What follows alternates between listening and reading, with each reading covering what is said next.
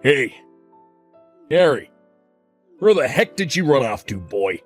Your lunch break ended ages ago. You have no right to slack off. You do well to remember you're nothing but a filthy temp worker at this company. If it were up to me, you'd be working straight through your lunch break, you damn moron. Hey, Dick. I'm out doing door-to-door sales with Greg, the sales manager today. Huh? With Greg? Thought it was weird when I couldn't find him, telling me he's with you.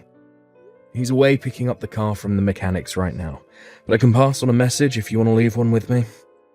I ain't got jack to say to you, boy. Damn it, I'm pissed. I thought I was going to be able to force you to do all my work without that loudmouth Greg around. I can't freaking believe you're out doing the rounds with him. Looks like he's back, just pulling in now. What? You better not tell him about what I just said. This conversation stays between me and you, boy, or are we clear? Good morning, Dick.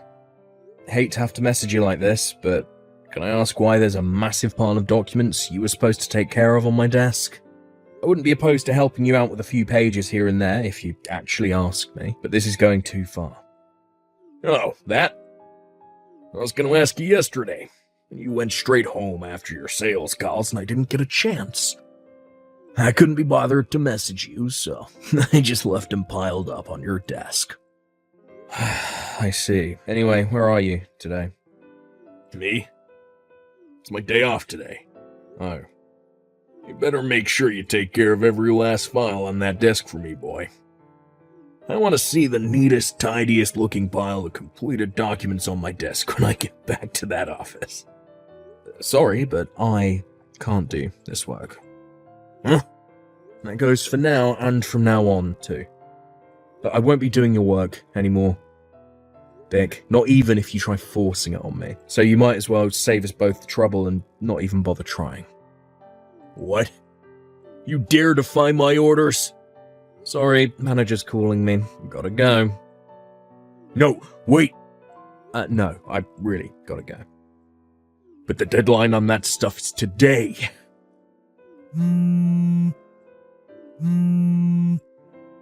Answer your goddamn phone, boy. I'm a full-time employee at this company, you damn temp piece of crap. You do not have any right to disobey me. You there, Harry, you pathetic little lowlife worm.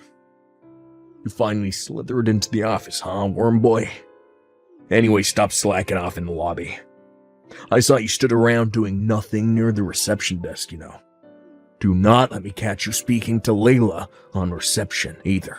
You have no right to even breathe the same air as that girl. You filthy, miserable, worthless temp scum. Oh yeah, and that ain't all.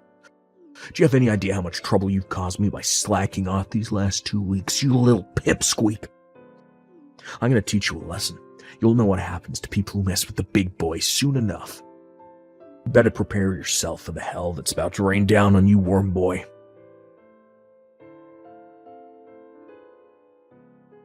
How'd you like that for a kick, pipsqueak? Bet it hurt, didn't it? You know what? Kinda reminded me of my old high school days, back when I used to flush nerds like you's heads down the toilet.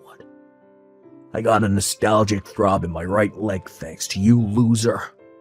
You know what they used to call this right leg in my school days? The Nerd Buster, and based on how far you went flying, I can still bust nerds with the best of them. Yeehaw! Why the hell did you run up from behind and kick me while I was stood waiting at the reception desk? Huh? I want an explanation. Why do you always need me to spell everything out for you, pea-brain? Connect the dots, retard. Don't take a genius. Actually, fine, you know what?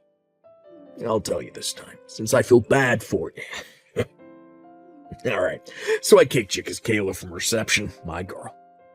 I gave you an ass whooping because I saw you slacking off, stood at reception trying to get into her panties. I warned you this would happen, but you didn't listen. Don't you dare flirt with my girl again, filthy temp scum. We clear now? We heckin' better be. Now get back to your desk and get work.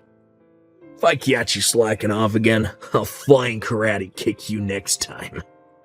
Pea-brained moron. Dick, I kinda get the impression you don't know. Could it be? Know what?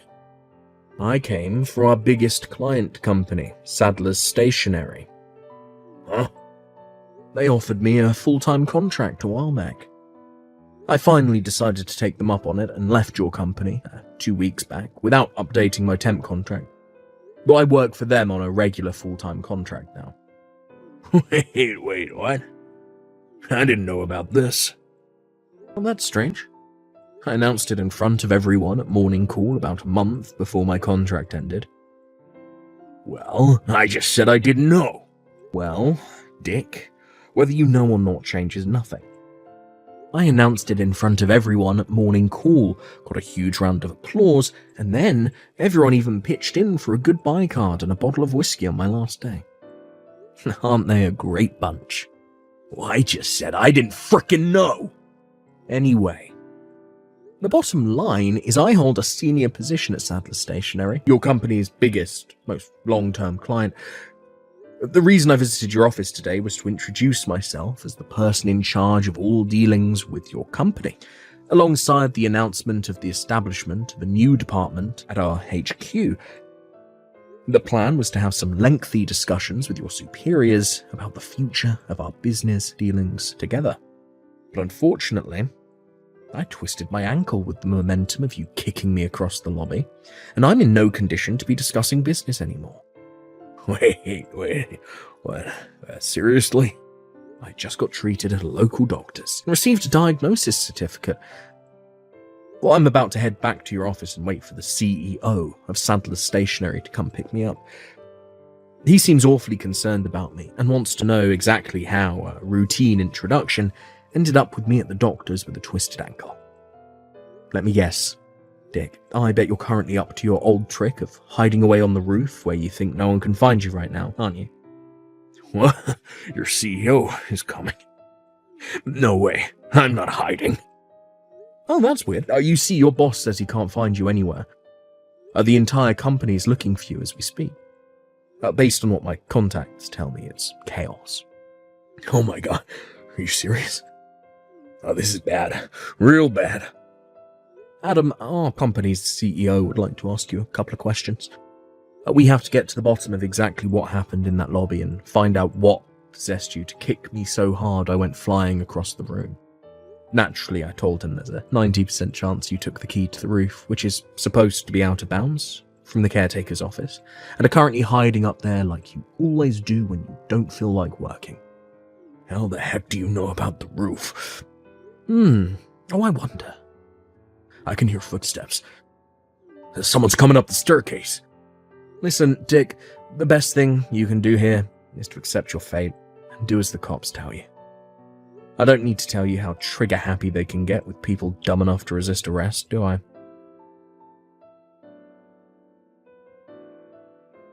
Goddamn you. I lost my goddamn job because of you, asshole. How are you gonna make up for this? I was set for a promotion any day now, but now I gotta find a new job because of you. A promotion? Really? You, Dick, of all people. A promotion? Greg from sales was talking about quitting. Who else would they pick to fill his shoes? I've been waiting for a promotion longer than anyone. It was sure to be my turn next. You miserable jerk. You will pay for this. I hate to be the one to have to break this to you, but they decided on someone else before they'd even fired you. Huh?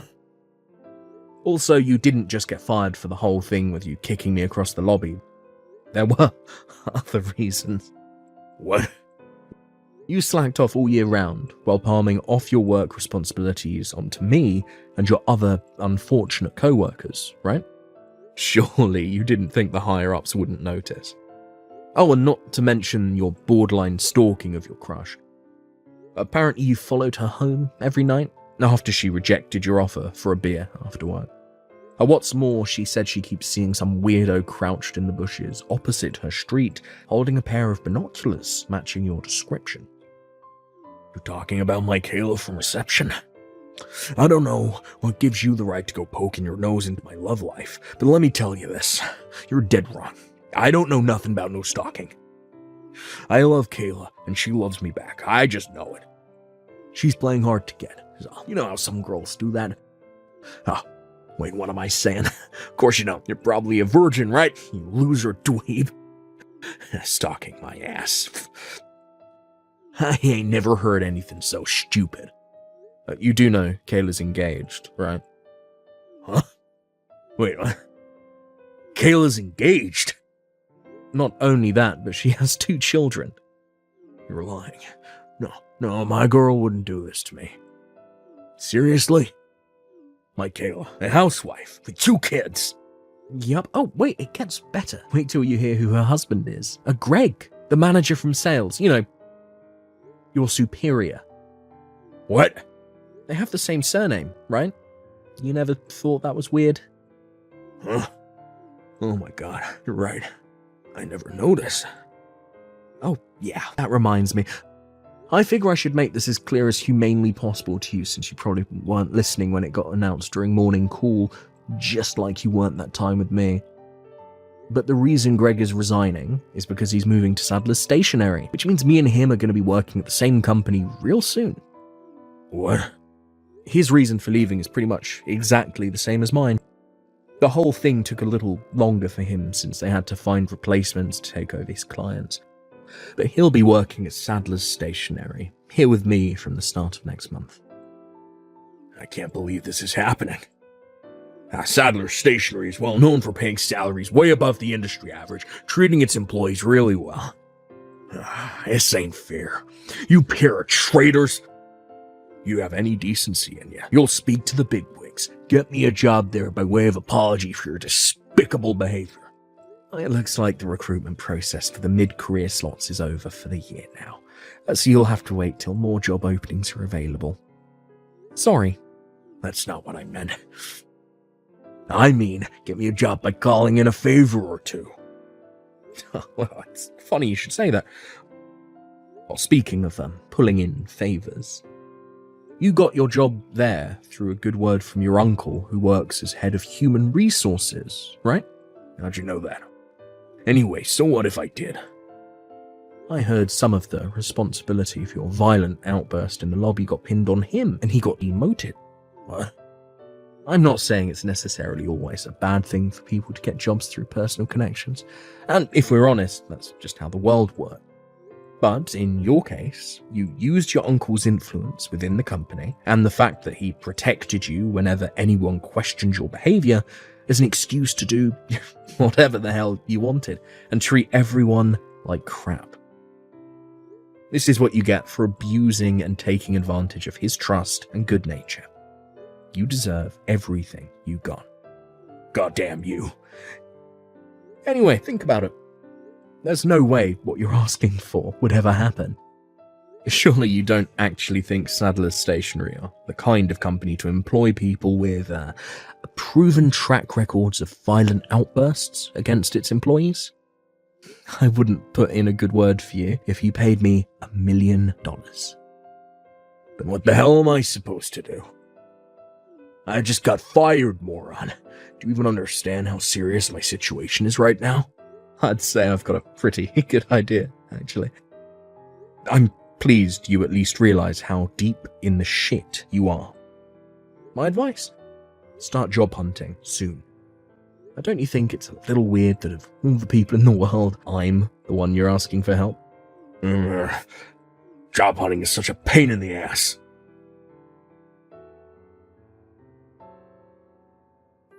Hey, Harry. What the heck is this crap? A bill for compensation? I don't understand. Hey, answer me. You do realize I could have gone to the cops, filed charges against you, so you'd have a criminal record for the rest of your life, right? You should be counting your lucky stars. It's only compensation I want. Huh? Your old company managed to beg my bosses not to terminate their contract after your outburst, so fortunately for them, it's business as usual. As for me personally, Excluding yourself, I got on with everyone at that company, like a house on fire, and I'm super grateful for all they did for me during my time there. So I have no intention of dragging them through the media shitstorm that would inevitably ensue if I press charges. Besides, I'm not the only one charging you for compensation, am I? I know Kayla from reception definitely is, because we went to see the lawyer together. And then there's the two guys from accounts who are currently working on putting together files containing, all your abusive messages. What?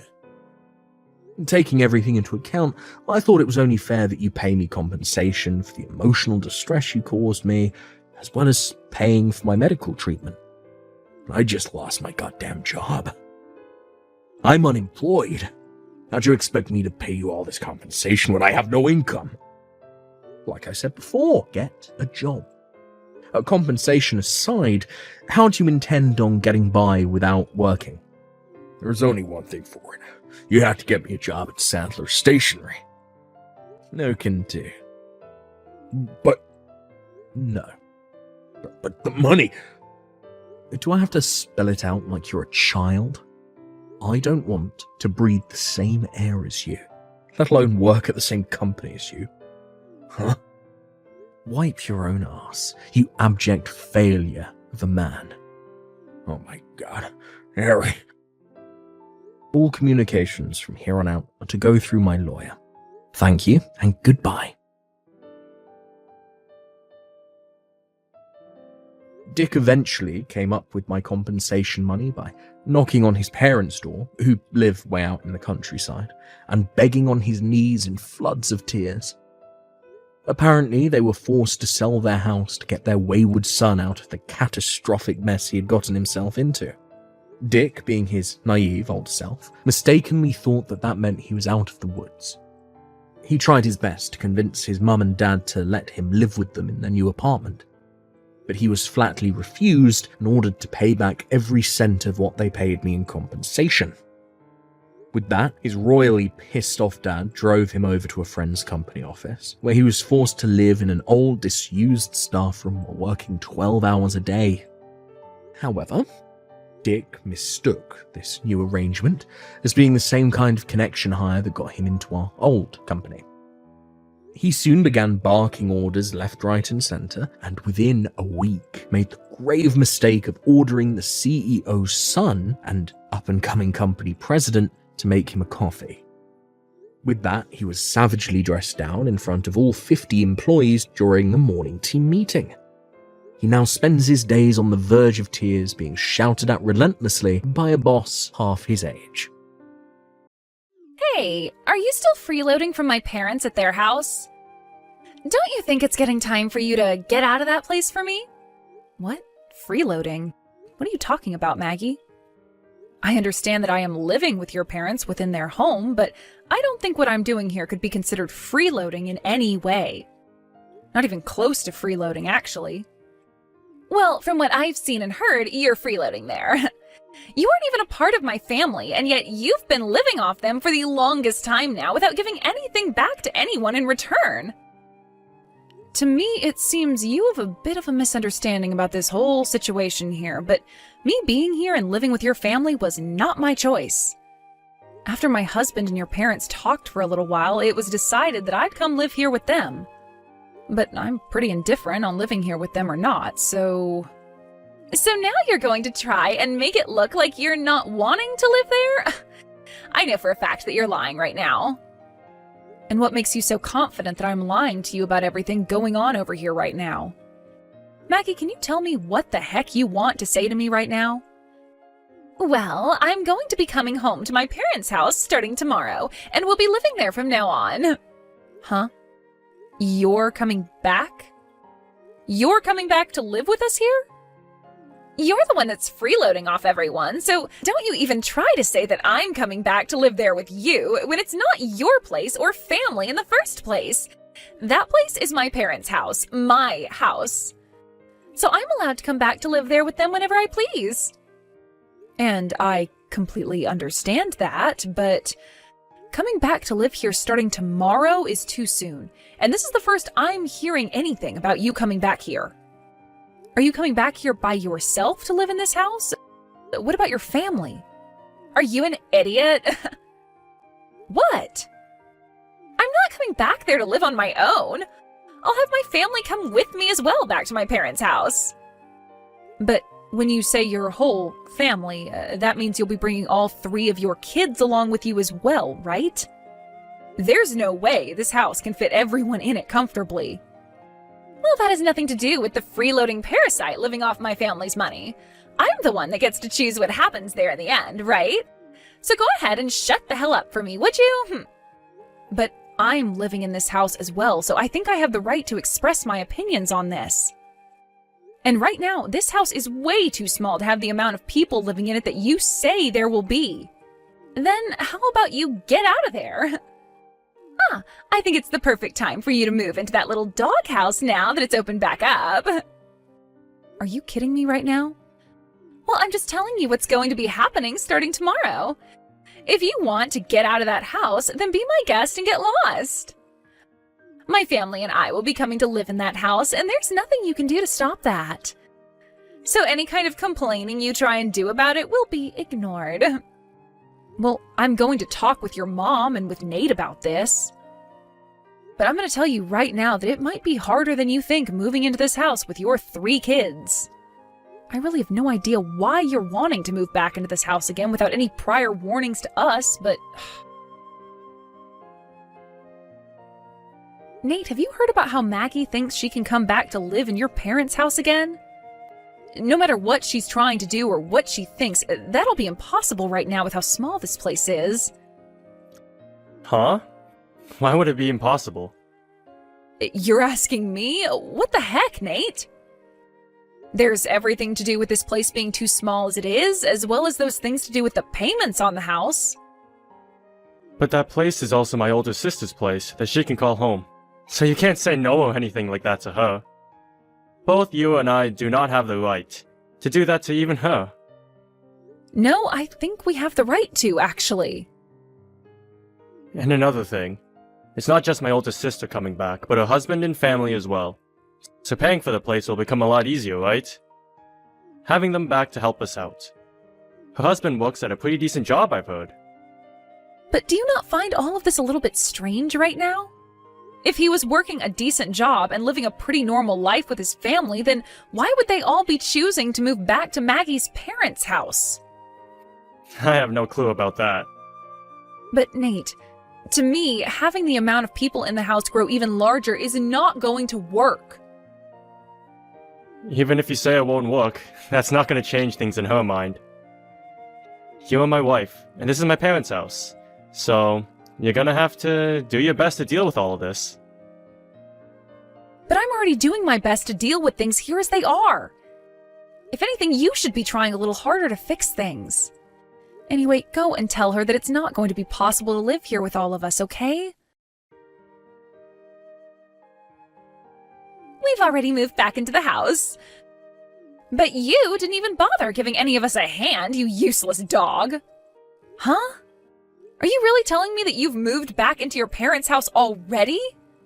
I had told Nate to tell you not to move into the house yesterday, but it seems he didn't bother telling you anything after all. And I told you that trying to have a say in any of this would be useless, didn't I? We already moved into my parents' house, and there's nothing you can do to stop any of us now. But bringing all 3 of your kids along with you to move into the same house that I'm living in right now, that's not going to go well for any of us.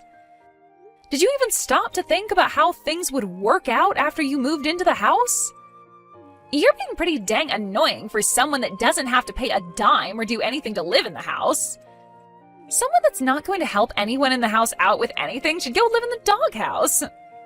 So you plan to keep treating me like someone less than your own family unless I leave the house then, huh? Do you really think you can get away with saying I have no right to say my opinion regarding the house? Well, that seems to be the case right now. You are nothing more than the wife of my little brother, so you live in the house with the least rights out of all of us. Well, anyway, I've already moved into the house now with my family, so you can give up now. My family wants to live in this house now, so you and my little brother better not do anything to disturb us. And I'll make sure of that by having you moved out into the doghouse to live. I'd rather just go back home to my parents' house. Is that so? Well, that's even better for us, actually. I really can no longer manage sitting here watching you continue with that crap that ends up affecting all of us in the end. And you just expected that I'd be the one having to move into that small doghouse? You have no right saying that to me when you don't even understand what's been going on at your parents' house for the longest time now. At this point, you are being such a brainless fool that I have nothing left to say to you. So if you really want to come back into this house without listening to a word I've said, go right ahead. But I'm going to move back to my parents' house instead of staying with all of you. I'm not sure what'll happen because of this, but you're going to be the one responsible for it. What a great little speech. Now get the hell out of here. You have nothing to do with my family. Well then, I'll be on my way. I'll be back to get a lot of my bigger things later, but for right now, I want to be far away from all of you. I really don't even have the drive to come back to that house right now, so I'm going back to my parents when I'm finished with all my tasks. Now, goodbye. Hey, Abigail! What the hell have you done? What do you mean, what the hell have I done? All I remember doing was leaving your parents' house just as you asked me to. What kind of complaint could you possibly have for me now? This is not some kind of complaint. Right now, I'm in trouble over here. I want to know why the hell my parents and Nate are starting to panic so much after hearing about you leaving our house. Oh, now they want to freak out? It's been a few days now since I got up and left everyone with no calls from them, so I assumed they were all okay. They told me that you had gone back to your parents for a little bit to visit them. But while you've been out of the house back at your folks' place, the bill for this house came in the mail and my parents started to panic because they need you back here right now. Where the hell are you and what are you doing? As I said, I've gone back to my parents' house for good. And I'm sure me doing such a thing would get your family panicked. After all, I was the one paying the bills on that house each month. Huh? You were? Did you think that me being Nate's wife meant that I wouldn't be forced to have to pay the bills around there? Well, I guess you wouldn't have expected that, considering you never knew a thing about the current situation in that house. Why have you been the one paying the bills on this house, though? What about my dad? What about Nate? Years ago, your dad got too aggressive with his gambling addiction and lost all of his money on some terrible bets. And as for Nate, he was laid off from his job last year, and ever since then, he's been saying he's been trying for a new job. The whole reason for us going and living with your parents is because of their terrible financial situation. And since I was able to support both Nate and I with my income alone, everyone assumed that I'd be able to handle 2 more people and their house. And ever since the day we had to start living with your parents again, I've been the only one working and bringing in any sort of money. Every single penny I've worked so hard for has gone into paying for everyone in the house and the bills. Did you not know anything about that? What the hell, Abigail? I never heard a thing about that going on here. Well, whether you heard about it or not, I don't care. Anyway, this all happened at the perfect time for me. What do you mean this happened at the perfect time for you? Well, living in that house with everyone was really beginning to drive me up the wall. And for the longest time, I've been wanting to divorce your brother. I'm amazed that all of this had to happen right now, though. But hey, that's all perfect for me. Huh? You're telling me that you've been wanting to divorce Nate for a long time? Well, yeah. And why wouldn't I have been wanting that? I've been working my butt off just to give all my earnings away to both my husband and his parents. And Nate has abused the current situation to the point he doesn't even care to work anymore, instead of just going out to play all day. All I've been for your family is their gosh dang ATM. I highly doubt that's the case. Well, anyway, because of what's all happened, I'm going to be living with my parents now and divorcing Nate. Thank freaking God, though. Getting the chance to leave so soon. Maggie, thank you for giving me this chance. Giving you the chance? No, that's not what I wanted to give you. So wait, you're going to leave my brother now, too? I've already gotten in touch with a lawyer about it, and the word that I'll be leaving him should be arriving very soon. Maggie, I don't have the will to be a part of your family any longer. Living with everyone has been the worst part of my life thus far, so I'm glad I have this chance to leave. Does Nate know about all of this, though? For the past few days, he and my parents have all been freaking out because you haven't come home. I'm sure. The only way they were all able to live was with the help of my money. You're telling me that my own brother had to rely on you? I am. I bet if you asked him about that right now, he'd say the same thing. How does that sound? How about you go and talk with him about all of this? But maybe if he were to learn that it's all because of you that I've finally been given the chance to divorce him, well, Nate might just end up going off on you instead of me because of that. Wait a minute, Abigail.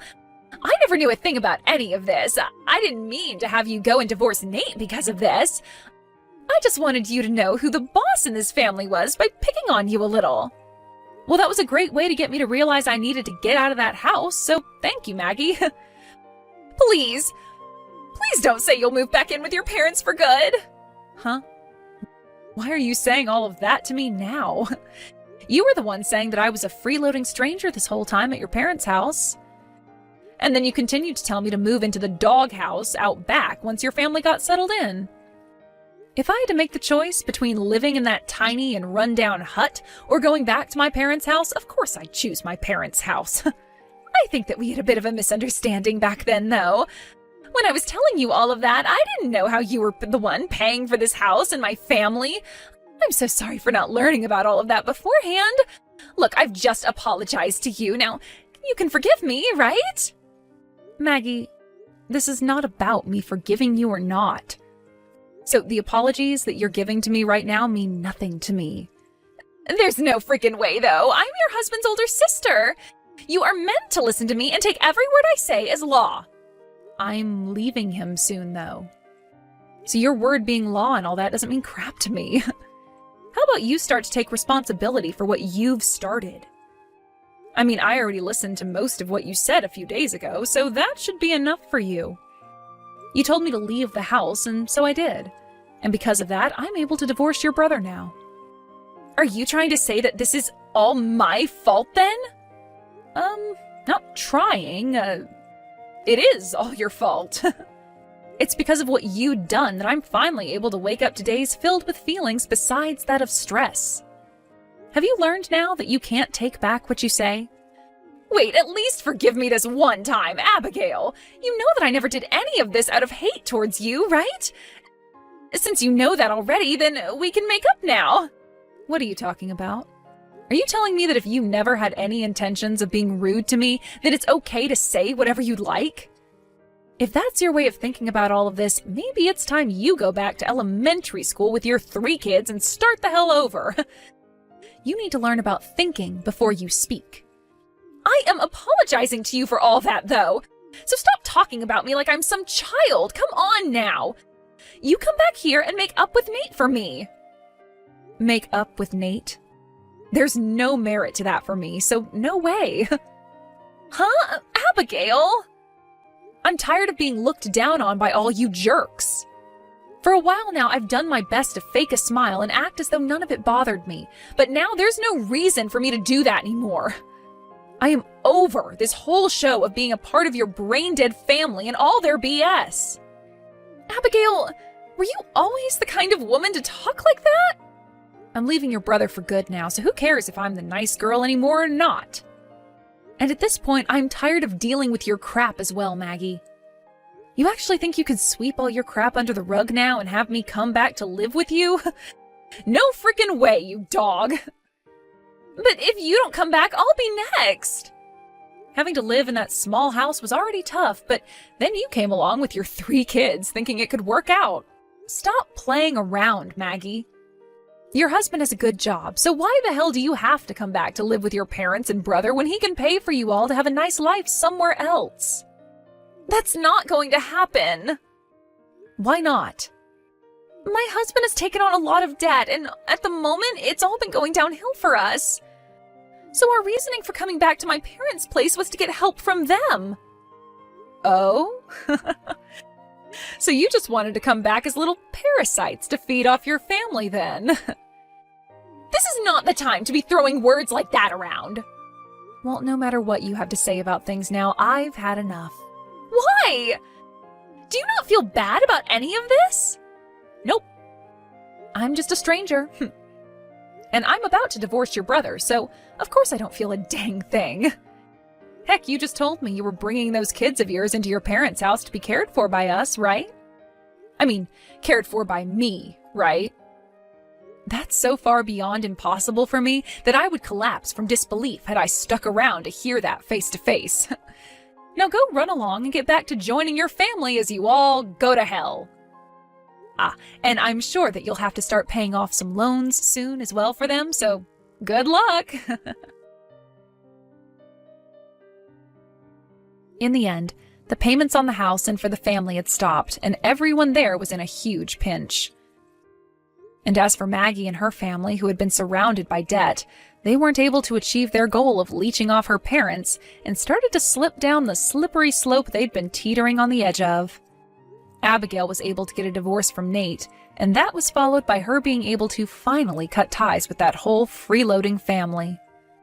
But since Abigail was no longer around, Maggie began to join her family in panic, followed by her finding a job herself, and then starting a new life of having to work hard all day and come home to caring for her 3 kids and the rest of the family all night. The cycle will continue like that for the rest of time, and I'm sure neither Maggie nor the rest of her disgraceful family will find a way out of it. At least in Abigail's world, she'll soon be able to forget about that whole family and move on to a fresh life where she can start saving up her well-earned money instead of handing it out to freeloaders. I'm sure Abigail will always be thankful for what Maggie did to help set her free.